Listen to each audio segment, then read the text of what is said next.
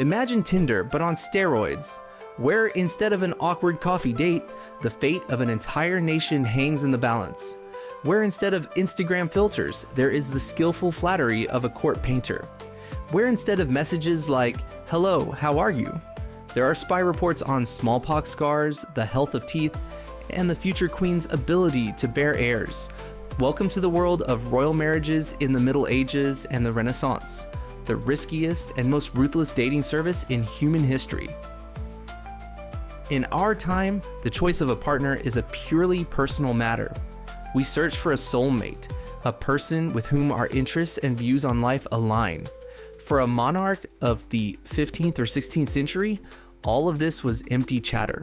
A king or prince didn't marry a woman. He married lands, armies, alliances, and, most importantly, a healthy womb capable of producing a healthy boy. Love.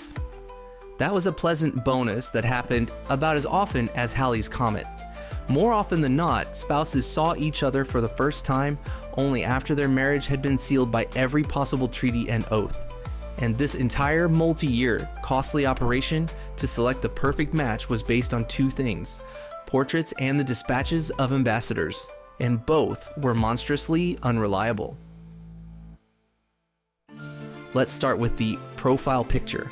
When a monarch decided it was time to acquire a wife, messengers were sent all across Europe.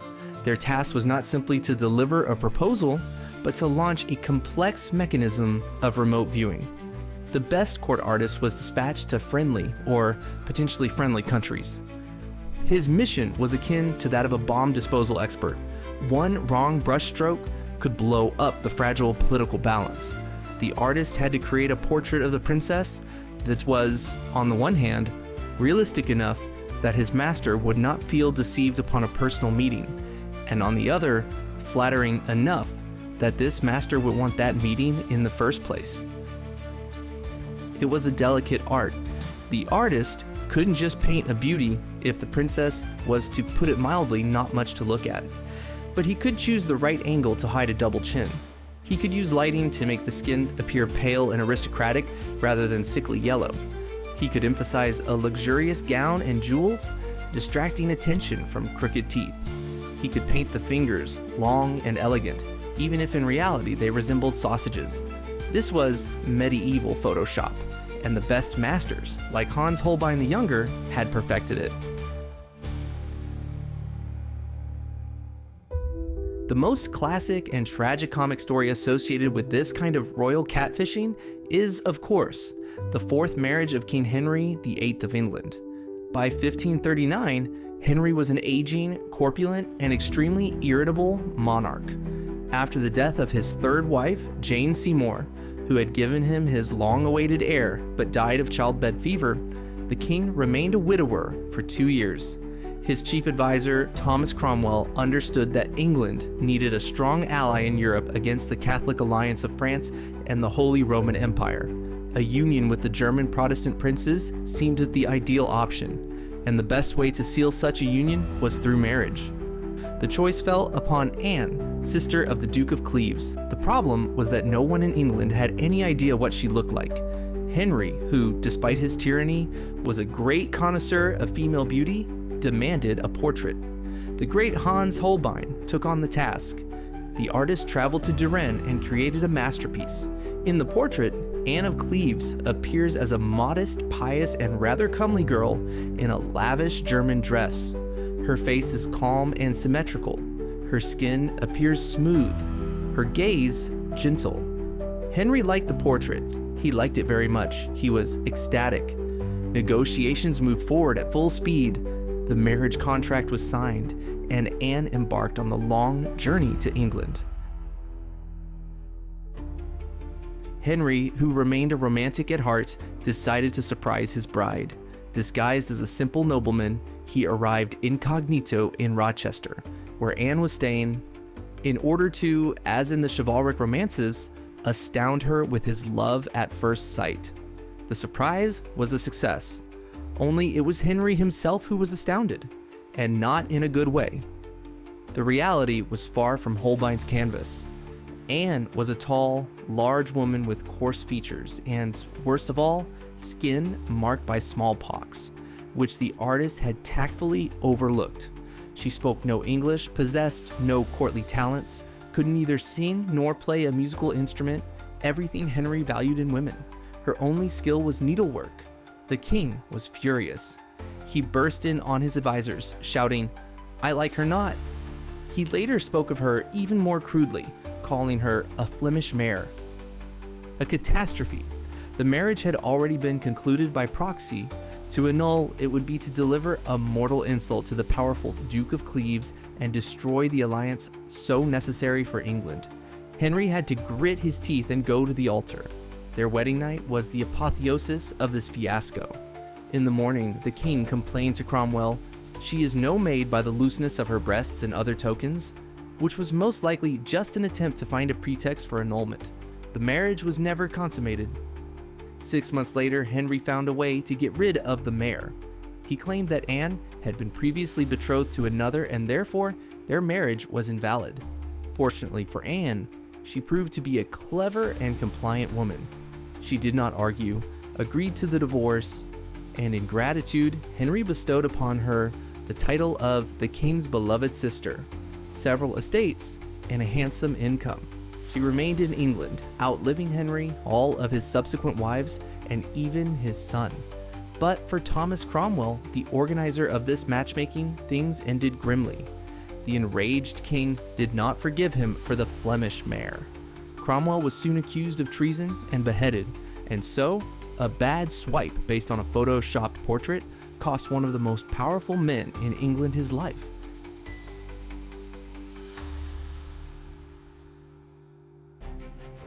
But the portrait was just the tip of the iceberg.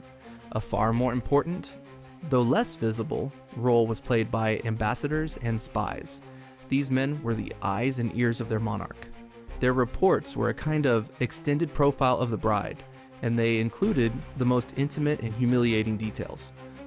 When an ambassador arrived at the court of a potential bride, his task was not merely to conduct diplomatic negotiations. He was to carry out a full-blown investigation. He bribed handmaidens, ladies-in-waiting, and physicians to find out everything. Is the princess healthy? Does she have any chronic illnesses? How regular are her monthly cycles? This was a key question, as the ability to bear an heir depended on it. What is her physique? Does she have any physical defects hidden beneath her voluminous gown? A clever ambassador would try to see the princess in an informal setting, on a hunt, on a walk, to assess her gait and figure.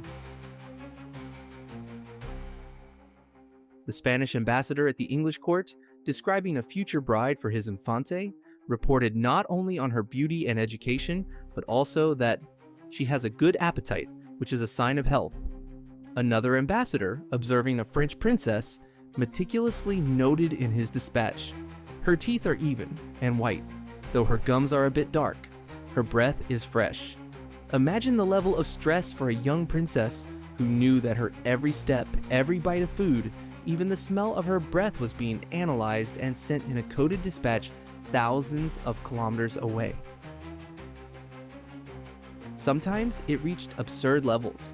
When a bride was being sought for the young King Louis XIII of France, his mother Marie de Medici sent her confidant to inspect the Spanish Infanta Anne of Austria. The messenger was not only to assess her appearance, but also to try to determine if she could have children. How did he do this? He watched her for hours while she ate, played, and prayed. He even managed to bribe her seamstress to give him the Infanta's exact measurements. His report read like a veterinarian's assessment of a thoroughbred horse. Height, weight, chest circumference, hair color, skin condition. But even here, deception was possible. The princess's court did everything to present the goods in the best light. The girl was rubbed with perfumes to mask unpleasant odors. Her cheeks were rouged with beet juice to give her a healthy look. She was fitted with dresses with special corsets to hide figure flaws. Servants were paid to lie about their mistress's wonderful character and robust health. It was a game of cat and mouse where kingdoms were at stake.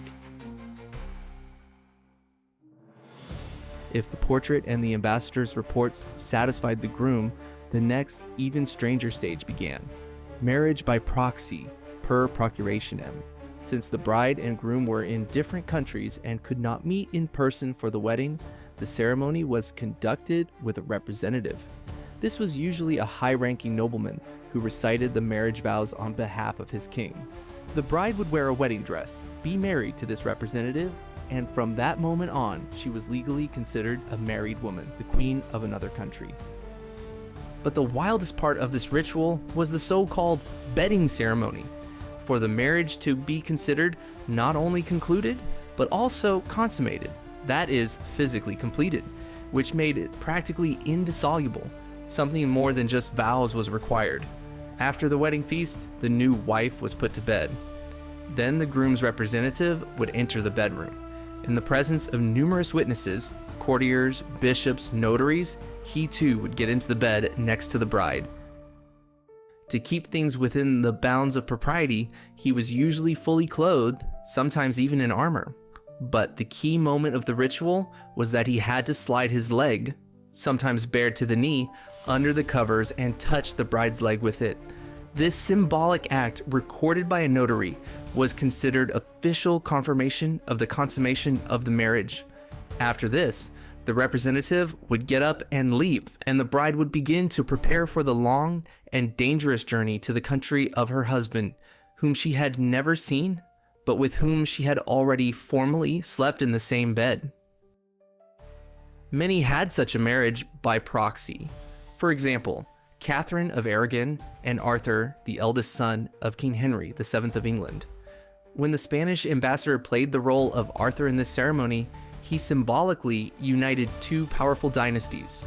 The irony of fate is that later, when Arthur died and Catherine married his younger brother, the future Henry VIII, the question of whether her first marriage had been consummated for real and not just symbolically became Henry's main argument for a divorce, which ultimately led to England's break with Rome and the creation of the Church of England. One strange bedding ceremony would have repercussions for all of Europe decades later. And so, after months of negotiations, exchanging portraits, spy reports, and a marriage to a stand-in, the moment of truth arrived. The bride arrived in her new country for her first meeting with her husband, and here, anything could happen. Sometimes, as in the case of Henry VIII, it was a complete disappointment, but there were also opposite situations. When Isabella of Castile, one of the most influential women in history, was to marry Ferdinand of Aragon, their marriage was pure politics, aimed at uniting Spain. They had never seen each other. Moreover, Isabella was in danger. Her half-brother, the King of Castile, was against this union and could have had her arrested. Ferdinand had to secretly, disguised as a merchant, make his way through hostile lands to meet his bride. And when they met, according to contemporary accounts, a spark ignited between them. It was that rare case where political calculation coincided with personal chemistry. Their union became one of the most successful in history. It not only united Spain, but also ushered in the Age of Discovery. But more often, the first meeting was simply awkward. Two strangers speaking different languages bound by a marriage on which the fates of millions depended. They didn't just have to like each other, they had to produce an heir as quickly as possible. Imagine the pressure. The entire country, the entire court, was watching and waiting. After the first wedding night, courtiers would shamelessly discuss whether everything had gone successfully. The absence of a pregnancy in the first few months became a matter of state gossip and political intrigue. Sometimes, the clash of personalities was so catastrophic that it led to tragedy. King Louis VII of France and his wife, Eleanor of Aquitaine, were complete opposites. He was pious, ascetic, and indecisive. She was vibrant, energetic, educated, and a free-spirited heiress to vast lands in the south of France. Their marriage was a nightmare. During the Second Crusade, which Eleanor joined her husband on, she reportedly behaved too freely and even had an affair with her own uncle. Louis was horrified by her conduct. In the end, after 15 years of torment and the birth of 2 daughters, but no son, they obtained an annulment on the grounds of being too closely related. It was a political bombshell. So Eleanor, free and still a very wealthy bride, immediately married Louis's chief rival, Henry Plantagenet, who soon became King Henry II of England. Her vast French domains now belonged to the English crown, which became one of the main causes of the 100 Years' War between England and France. Thus, the personal incompatibility of 2 people brought together by politics planted a landmine under the future of Europe.